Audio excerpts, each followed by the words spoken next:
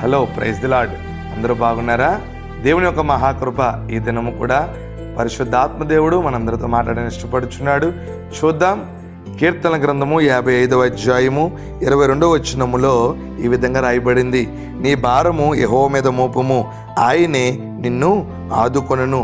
చూడండి, నీ భారమట యెహోవా మీద మోపు, ఆయన నిన్ను ఆదుకునే దేవుడు. ప్రియ దేవుని బిడ్డలారా, మన దేవుడు మనలను ఆదుకునేవాడు. మనం మోసే ప్రతి భారమును కూడా తేలికపరిచేవాడు.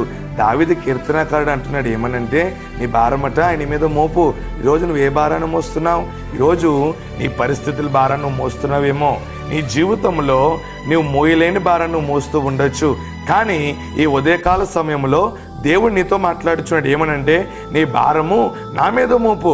నువ్వు ఎప్పుడైతే నా మీద మోపుతావో ఆ భారాన్ని నేను తేలిక చేస్తానంటున్నాడు.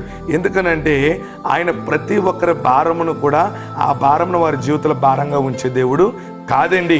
మన పాప భారమును మోసిన దేవుడు, మన అతిక్రమముల భారమును మోసిన దేవుడు. ఈరోజు మన పరిస్థితుల భారాన్ని మోయడము ఆయనకి అంత కష్టమేమీ కాదండి. ఈరోజు నీ జీవితంలో, నా జీవితంలో నువ్వు ఏ భారాన్ని మోస్తున్నావో ఈరోజు ప్రభు మీద మోపు.